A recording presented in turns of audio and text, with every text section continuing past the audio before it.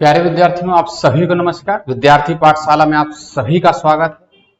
आज question of the day नहीं, आज आपके पास टॉप 10 क्वेश्चन आए हैं जो बेहतरीन हैं, जो कि परसेंटेज में है। ये आपके एसएससी, रेलवे, बैंक सब में आपके काम आएंगे। आप इनको पढ़िए, जबरदस्त क्वेश्चन के जबरदस्त तरीके। देखिए सवालों, चलिए पहला सवाल आपकी स्क्रीन पर है, देखिए क्या कह रहा है। कह रहा है 605 टॉफी कुछ बच्चों में बराबर बराबर इस प्रकार बांटी गई है कि प्रत्येक बच्चे को कुल बच्चों की संख्या के 20% बराबर टॉफी मिले। प्रत्येक बच्चे को कितनी टॉफी मिली? ऑप्शन आपके सामने है, आप देख रहे हैं। ध्यान से देखिए कैसे लगेगा। पहला सवाल है आपका, देखिए सबसे पहली बात तो आप ये याद रखिएगा कि जब भी आप सवाल लगा रहे हो, पेपर में है या घर पे है, आप सवाल को पढ़िएगा बहुत ध्यान से। कहना क्या चाह रहा है, ज्यादातर होता क्या है, हम लोग सोचते हैं कि हम जिस तरीके के सवाल लगा रहे हैं वो उसी तरीके से ही आ गया होगा। अब पूछता कुछ और है, निकाल कुछ और देते हैं, लगा के कुछ और चले आते हैं, गड़बड़ हो जाता है। क्या कह रहा है? 605 टॉफी। तो टॉफी कितनी है हमारे पास? 605। और ये 605 टॉफी हर एक बच्चे में बराबर बराबर आपको बांटनी है। और बांटना कैसे है? कह रहा प्रत्येक बच्चे को कुल बच्चों की संख्या का 20% के बराबर टॉफी मिली है। तो हमने मान लिया है कि जो कुल बच्चे हैं, कुल बच्चे वो हमने मान लिया x। अब प्रत्येक बच्चे को जो टॉफी मिली है वो कुल बच्चों की संख्या का 20%। 20% का मतलब होता है फ्रैक्शन में 1/5, यानी x/5। ध्यान से देखिएगा, एक एक लाइन हम बहुत धीमे धीमे आपको बता रहे हैं। बच्चे x हैं, मान लो बच्चे 10 हैं, और हर एक बच्चे को अगर तुम 10 टॉफी देते हो, बच्चे कितने? टोटल 10। हर एक बच्चे को 10 टॉफी, कितनी टॉफी आपने बांट दी? 10 × 10, 100 बांट दिया। ऐसे ही बच्चे कितने हैं? x toffee. एक बच्चे को कितनी टॉफी दे रहे हो? x/5। दोनों का मल्टीप्लाई करके हम बता सकते हैं कितनी टॉफियां हमने बांट दी हैं। तो यहां हम लोग करेंगे x × x/5 और बराबर हो जाएगा 605, क्योंकि हमने तो टॉफी तो 605 ही बांटी है। अब यहां से बनेगा क्या? x² बराबर, ये 5 का हम यहां मल्टीप्लाई कर देंगे तो आ जाएगा 3025। आपको स्क्वायर अगर आपको निकालना आता है जिसका इकाई का अंक 5 होता है, जैसे आपको 25 का स्क्वायर निकालना है, तो लास्ट में ये अगर 5 है तो 5 × 5 = 25, 2 के आगे कितना आता है? 3, 3 दूनी 6। ऐसे ही ये भी बना हुआ है, ये 25 बना हुआ है 5 से, और ये बना है 5 × 6 से। तो ये दरअसल किसका स्क्वायर था? ये 55 का स्क्वायर था। प्यारे विद्यार्थियों, इसका मतलब है कि बच्चे टोटल हमारे पास कितने थे? 5 थे। उसने कहा है कुल एक एक बच्चे को कितनी कितनी टॉफियां दी है, तो ये मान आप यहां रख देंगे, यानी कि 55/5 काट देंगे, यानी हमारा जो उत्तर आएगा वो कितना आ जाएगा? 11 आ जाएगा। यानी हर एक बच्चे को 11 टॉफियां दी गई। चलिए इसी के साथ अगला सवाल, जो कि सवाल नंबर 2 है, आपकी स्क्रीन पर है। सवाल आपको सारे अच्छे लगेंगे, सारे बेहतरीन सवाल है। कह रहा 72 बच्चे एक कक्षा में कतारों और स्तंभ में खड़े हैं।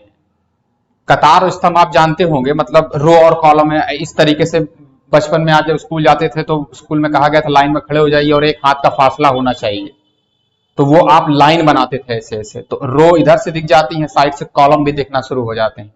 ये वही प्रक्रिया है। आज तब नहीं समझ में आया है, आज समझने की जरूरत पड़ रही है। देखिए क्या है। तो बच्चे कितने हैं? 72 बच्चे कतारों और स्तंभों में इस प्रकार खड़े हैं कि प्रत्येक कतार में बच्चों की संख्या स्तंभ में बच्चों की संख्या से 12.5% अधिक है। कतार में 12.5%, स्तंभ से ज्यादा। प्रत्येक कतार में बच्चों की संख्या कितनी है? एक कतार में कितने बच्चे हैं, ये हमसे पूछा है। देखिए सवाल आप पढ़ चुके होंगे, उत्तर देखिए। कह रहा है सवाल नंबर 2, क्वेश्चन नंबर 2, कह रहा है कुल बच्चे कितने हैं? कुल बच्चे हैं 72, 72 बच्चे।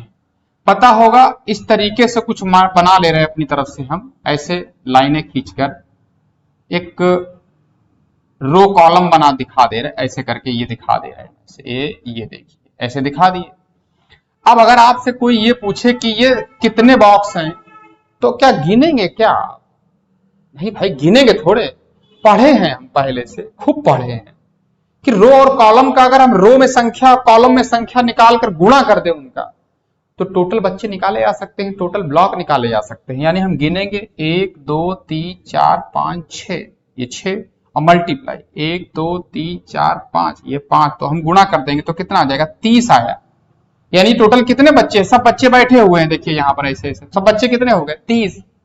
रो और कॉलम का गुणा करके निकाला जा सकता है। आप गिन के देख लीजिए, 1 2 3 4 5 6, 6 दूनी 12, 6 3 18, 6 चौको 24, 6 पंचे 30।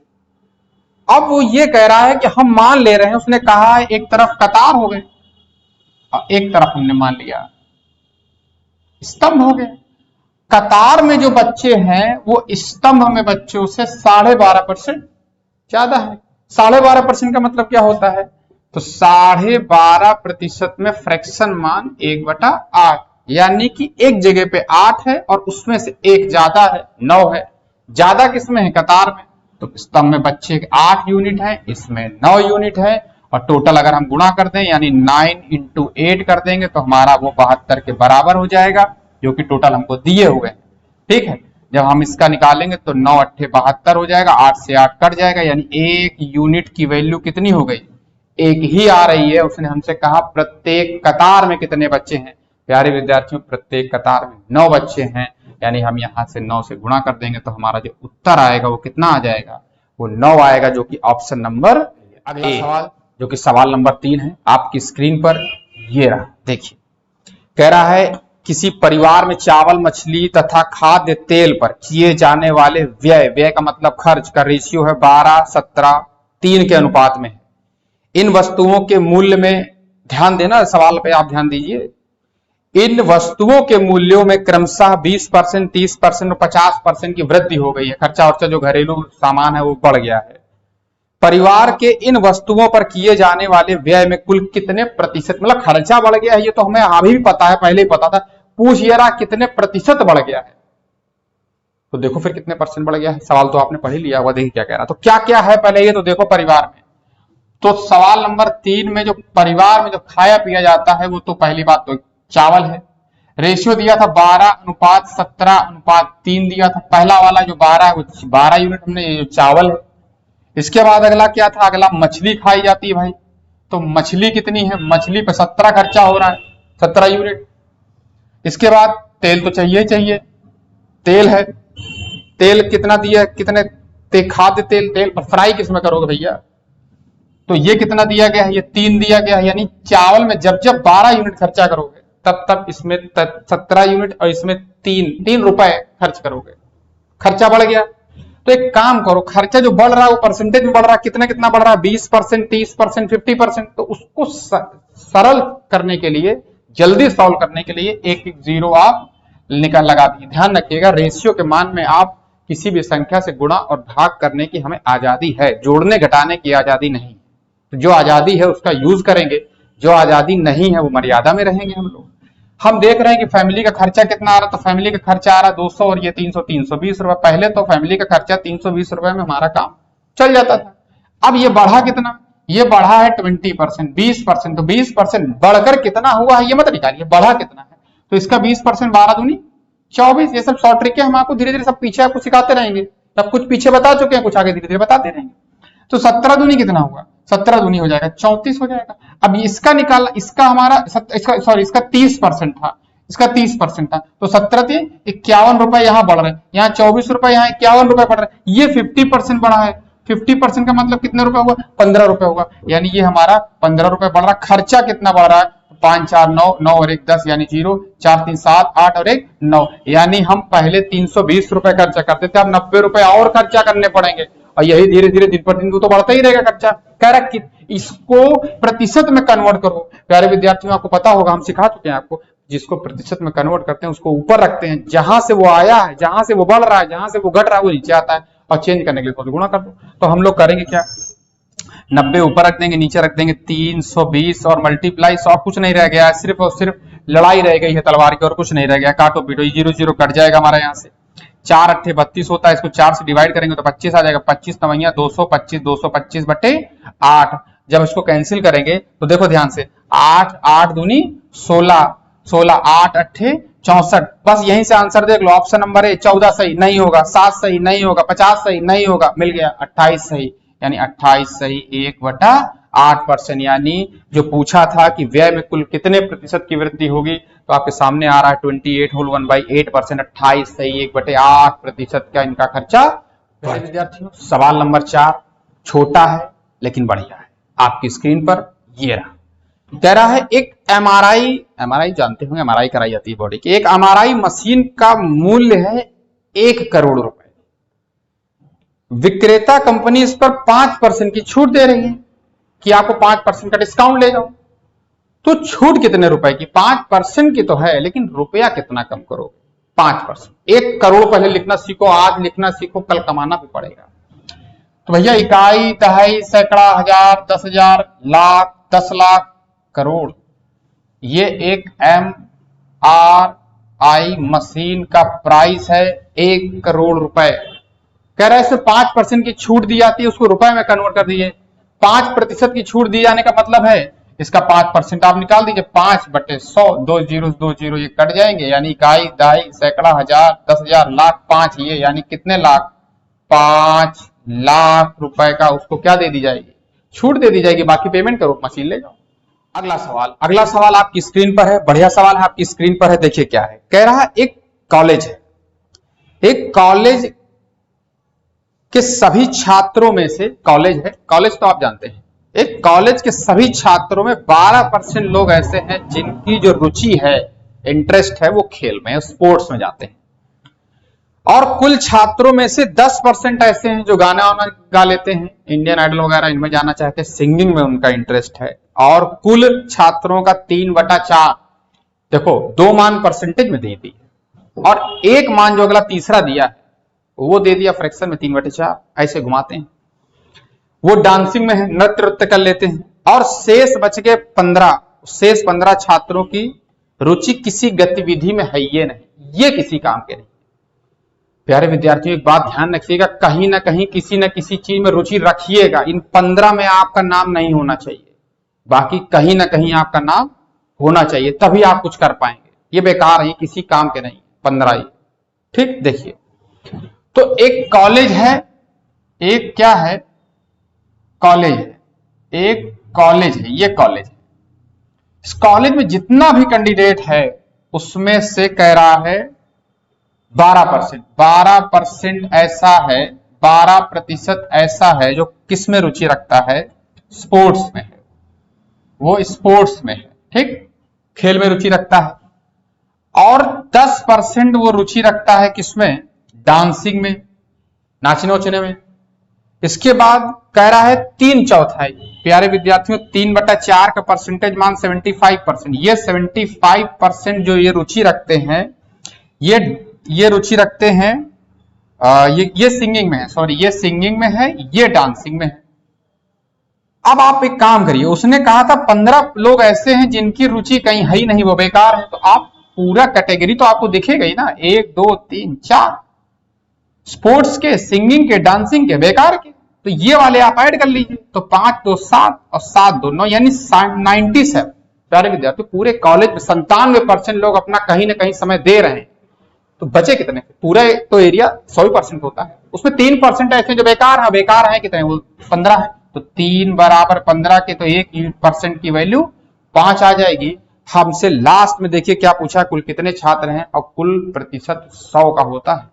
तो हम यहाँ 100 से गुणा कर कर पूरे कॉलेज के बच्चों की संख्या निकाल सकते हैं, कितनी? 500। यानी उस कॉलेज में 500 लोग थे, जिसमें 15 लोग ऐसे थे जिनमें बार बार हम बता रहे हैं ये बेकार थे। उम्मीद है सवाल आपको आ गया होगा। आगे बढ़ते हैं।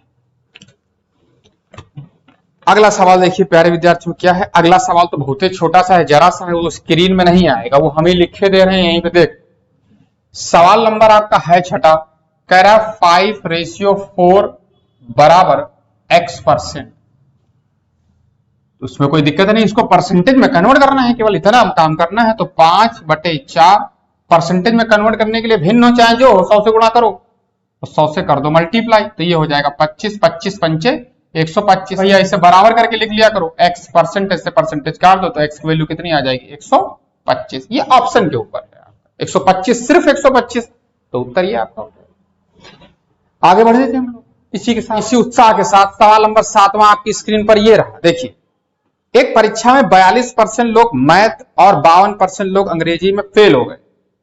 17% ऐसे लोग हैं जो दोनों फेल हो गए, तथा दोनों विषयों में 46 अभ्यर्थी, परसेंटेज नहीं, 46 अभ्यर्थी, 46 कैंडिडेट ऐसे हैं जो पास हैं दोनों में। कह रहा है कुल अभ्यर्थी यानी वहां पे टोटल स्टूडेंट कितने हैं। प्यारे विद्यार्थियों, ये सवाल आपका वेन डायग्राम से अगर आप लगाएंगे तो आपका बहुत जल्दी बड़ा सरल तरीके से लगेगा। कैसे लगेगा? आपने सवाल पढ़ा है, अब आप बोर्ड में देखिए। दो सब्जेक्ट हैं तो दो सब्जेक्ट के आप ओवरलैप वाले आप इसके वेन डायग्राम बना लीजिए। पहले वाले का नाम आप मैथ में देंगे, दूसरे वाले का नाम आप अंग्रेजी में देंगे। इंग्लिश सब्जेक्ट है।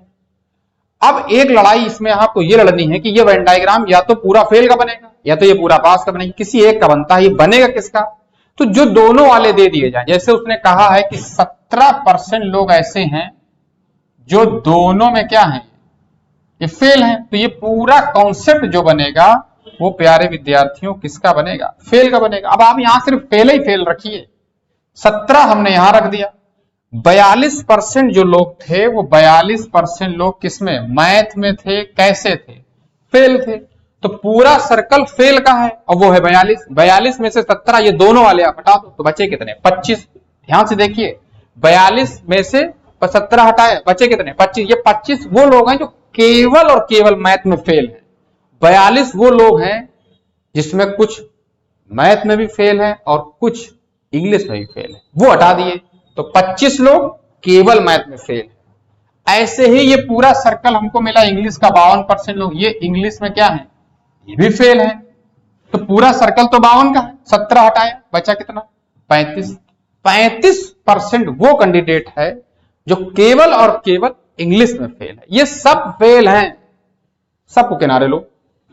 तो 25, 35, 17 जोड़िए आप इसको। जब आप जोड़ेंगे तो 25, ये 35 और 25 जब आप ऐड करेंगे 77 आया टोटल। यानी 77% कैंडिडेट कहीं ना कहीं फेल है, चाहे वो सिर्फ मैथ में हो या मैथ और इंग्लिश दोनों में हो या सिर्फ वो इंग्लिश में हो।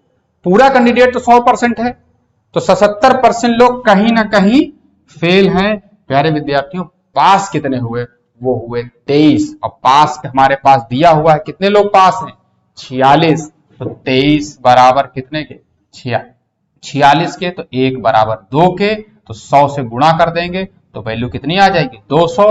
यानी हमारे पास कुल अभ्यर्थियों की जो संख्या है वो कितनी है? 200 है।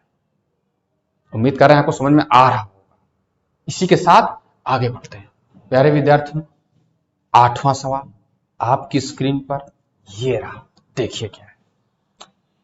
ये सवाल आप देखने के बाद पढ़ते ही समझ में आ जाएगा कि कितना इंपॉर्टेंट है और कहां कहां पूछा जा सकता है। देखिए, एक परीक्षार्थी 30% अंक प्राप्त करके 5 नंबर से फेल हो गया। दूसरा परीक्षार्थी 40% पाया है, पास है, पासिंग मार्क्स से 10 नंबर ज्यादा ले आया। पहला वाला 30% लाया, फेल है, 5 नंबर से फेल है। दूसरा वाला 40% लाया, पास है, लेकिन 10 नंबर उसके ज्यादा आ गए। कहां से ज्यादा? वो पासिंग मार्क्स से 5 नंबर कम, ये पासिंग मार्क्स से 10 नंबर ज्यादा। तो एक दूसरे से कितना ज्यादा? तो 15 ज्यादा। कहा क्या है? उत्तीर्ण होने के लिए आवश्यक न्यूनतम अंक कितने चाहिए? एक बार फिर पढ़ेंगे तुम्हारे लिए। देखो क्या है। एक परीक्षार्थी 30% अंक प्राप्त करके 5 नंबर से फेल, अन्य परीक्षार्थी 40% अंक प्राप्त करके 10 नंबर ज्यादा। उत्तीर्ण होने के लिए कितने अंक चाहिए न्यूनतम? वो अंक भी पूछ सकता है, परसेंटेज भी पूछ सकता है, कुछ भी पूछ सकता है, और हम सब बता भी सकते हैं। कैसे? देखिए, पहला 30% लाया, 5 नंबर फेल, यानी ये 5 नंबर दूर है किससे? Passing marks. ये है पासिंग मार्क्स, इससे ये दूर है। दूसरा वाला, दूसरा 40% लाया, 10 नंबर एक्स्ट्रा ले आया, है पास, ये पासिंग मार्क्स से थोड़े ज्यादा। तो ये एक दूसरे से कितना ज्यादा? तो ये एक दूसरे से 15 की दूरी पर है। यहां पे अंतर कितने का है? यहां पे अंतर 10 का है। प्यारे विद्यार्थियों, 10 बराबर 15 के, तो 1 बराबर हो जाएगा 15/10 मल्टीप्लाई 100, क्योंकि जो पूर्णांक होता है वो तो 100% होता है। 0 से 0 कट जाएगा। यानी जो हमारा जो एग्जाम था दरअसल वो 150 नंबर का था, और 150 नंबर का अगर एग्जाम था उसमें न्यूनतम अंक कितने होंगे पासिंग मार्क्स के लिए, तो वो तो आप चाहे ऊपर वाले से निकालो चाहे नीचे वाले से निकालो, क्योंकि पासिंग मार्क्स का जो क्राइटेरिया मिनिमम होता है तो सबके लिए बराबर होता है। तो कोई दिक्कत नहीं है, पहले वाले स्टूडेंट से निकाल ले रहे हैं, आएगा वही जो दूसरे से निकालोगे, बात तो एक ही है। तो इससे अगर निकालेंगे तो 150 का 15% कितना हुआ प्यारे विद्यार्थियों, वो 45 आएगा।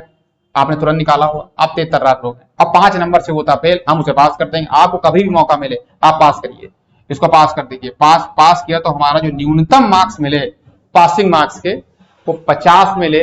हमने ऑप्शन में देखा तो ऑप्शन नंबर ए 50 यही मिल गया, यही खत्म हो गया सवाल। आगे बढ़ रहे हैं, देखिए चलिए सेकंड लास्ट सवाल जिसका नाम है क्वेश्चन नंबर 9। आपकी स्क्रीन पर देखिए क्या कह रहा है। 50% अल्कोहल की मात्रा वाले 9 ग्राम शेविंग लोशन में कितने ग्राम पानी मिला दिया जाए कि लोशन में अल्कोहल की मात्रा 30% हो जाए। ऑप्शन 4 ग्राम, 5 ग्राम, 6 ग्राम, आखिरी में 7 ग्राम। देखिए ये मिक्सचर का सवाल है, आप इसको एलिगेशन से भी लगा सकते हैं, बिना एलिगेशन के भी लगा सकते हैं। एलिगेशन से आप लगाएंगे तो आपके सामने अभी हम दिखा दे रहे हैं, बिना एलिगेशन के लगाएंगे तो भी लग जाएगा आपका। देखिए कैसे लगेगा। तो एक काम करेंगे, जो मिक्सचर है वो 9 ग्राम शेविंग लोशन है, उसमें कितने परसेंट, 50% उसने अल्कोहल की बात कही है। अगर 50% अल्कोहल है तो 50% पानी है। प्यारे विद्यार्थियों, एलिगेशन जब भी आप लगाएंगे तो एलिगेशन उसी का लगाया जाता है जो मिलाया जाए या जो निकाला जाए। आप इसमें पानी मिला रहे हैं तो एलिगेशन पानी का ही लगेगा। अब पानी ढूंढ लीजिए। तो अगर 9 ग्राम शेविंग लोशन में 50% अल्कोहल है तो पानी कितना हुआ, वो हुआ 50%, और वो भी अपने आप में 100 होता है। अब उसने कहा है जैसे ही आप पानी मिला देंगे तो अल्कोहल की मात्रा 50% से कितनी हो जाएगी, वो हो जाएगी प्यारे विद्यार्थियों 30। अब अगर अल्कोहल की मात्रा आपकी 30 हो जाएगी तो पानी हो जाएगा 70, वो आप यहां पर रख दीजिए। एलिगेशन रूल क्या कहता है, जो ये वाला मान होता है वो एवरेज है, दोनों में से एक से बड़ा और एक से छोटा। 100 में से 70 गया 30 आ जाएगा, यहां आ जाएगा 20, ये कट जाएगा। रेशियो हमको मिल गया कितना, 3:2 का।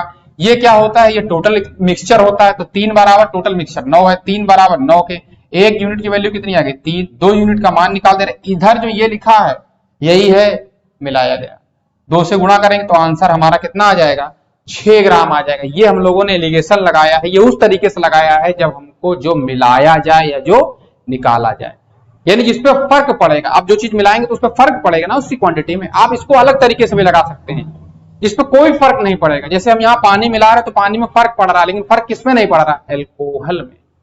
आप उधर से भी निकाल सकते हैं। आगे आने वाली वीडियो में हम आपको वो वाला तरीका भी आपको सिखाएंगे। पेशेंस रखिए क्योंकि धैर्य के आगे ही जीत है। अगला सवाल देखिए प्यारे विद्यार्थियों, आज का फाइनल और लास्ट और आखिरी सवाल देखिए क्या है, जिसका नाम है क्वेश्चन नंबर 10। आपकी स्क्रीन पर ये देखिए आ रहा लहराता हुआ एकदम, क्या कह रहा है। सेब के मूल्य में 25% कमी होने पर एक ग्राहक को 240 रुपए में 2 किलो सेब अधिक मिलते हैं। अब भैया रेट अगर आप कम कर दोगे तो क्वांटिटी तो बढ़ ही जाएगी। अब अगर 10 रुपए किलो सेब कर दो, आलू नहीं कोई खाएगा, सेब खाना शुरू कर देगा। जैसे ही रेट गिरते हैं क्वांटिटी बढ़ना शुरू हो जाती है, खपत बढ़ना शुरू हो जाती है, रेट बढ़ते हैं घटना शुरू हो जाता है। जैसे टमाटर इस समय महंगा है, कम कर दिया है लोगों ने, अभी सस्ता हो जाएगा, बढ़ा लेंगे। तो 25% कमी होने पर एक ग्राहक को 240 रुपए में 2 किलो अधिक सेब मिलते हैं। तो कह रहा घटा हुआ मूल्य बताइए, वो जो कम किया है वही मूल्य बताइए कितना होगा। इसके भी रास्ते 4-5 है। पहला रास्ता आप इसको एक ऐसे फॉर्मूले से निकाल सकते हैं, कैसे, m%/100 इंटू x/y। ये रुपए में है, ये किलो में है। आप यहां मान रख दिए कितने परसेंट, 25% बटे 100 मल्टीप्लाई कितने रुपए में, 240 रुपए में कितने किलो अधिक मिल सकता है, 2 किलो अधिक मिल सकता है। ध्यान रखिएगा इससे कौन सा रेट निकल के आएगा प्यारे विद्यार्थियों, इससे हमारा घटा हुआ या फिर अंतिम मूल्य ही निकल के आता, लास्ट प्राइस ही निकल के आता। पुराना वाला निकालने के लिए एक स्टेप आपका बढ़ जाएगा। आप काटेंगे तो 25 चौको 100, 4 6 24 60, यानी हमारा जो उत्तर आएगा वो कितना आ जाएगा 30 रुपए पर केजी। यानी हमारा जो पहले था वो कितने रुपए किलो था, वो पहले हमारा था 30 रुपए किलो, कितने रुपए किलो था, घटा हुआ मूल्य आज हमारा कितना है, आज हमारा 30 रुपए किलो था। पहले वाला अगर पूछेगा तो एक स्टेप हमारा बढ़ जाएगा। वो क्या बढ़ जाएगा, क्योंकि हमारा 25% हमने कम कर दिया। आप किसी भी चीज को 25% कम कर देंगे तो 75 हो जाती है ना। तो एक स्टेप आप बढ़ाएंगे, क्या बढ़ाएंगे कि 75 बराबर कितने के 30 के, तो एक बराबर हो जाएगा 30 बटे 75 मल्टीप्लाई 100, 25 ने 75, 25 चौको 100, 3 नाम 30, यानी कितना आ जाएगा 40। प्यारे विद्यार्थियों रिजल्ट समझिए क्या हुआ, कंक्लूजन क्या निकला। ये निकला कि पहले जो सेब था वो 40 में था, 25% कम करने के बाद घटा हुआ मूल्य हमारा कितना आ गया 30। तो इसका उत्तर हम क्या लगाएंगे, वो 30 लगाएंगे, जो कि ऑप्शन नंबर ए है। उम्मीद है आज आपने इन 10 सवाल के माध्यम से 10 तरीके तो सीखे ही होंगे। सब लगभग अलग अलग टाइप के थे। आप इनको पढ़िए, तैयार कीजिए, अच्छे से इनको देखिए, समझिए, ट्रिकें सीखिए और अपने आप को इन ट्रिकों के माध्यम से इतना मजबूत करिए ताकि जो भी आपका एग्जाम, एसएससी, रेलवे, बैंक, जिस चीज की भी आप तैयारी कर रहे हैं आप उसमें सफलता हासिल कर सके। और इस सेशन को लाइक शेयर कर लीजिएगा। चैनल को चाहें अगर आपको अच्छा लगे तो एक सब्सक्राइब का बटन भी दबा दीजिएगा और स्टेटस में लगाइए इस वीडियो को, ताकि और लोग जो बच्चे हैं जो नहीं समझ पा रहे हैं कुछ टीचरों को, तो यहाँ समझने का प्रयास करें, विद्यार्थी पाठशाला में समझने का प्रयास करें। कहीं ना कहीं तो आएगा ही समझ में, लगे तो है ही है, क्योंकि भाग मत कर प्रयास, कर प्रयास भाग मत।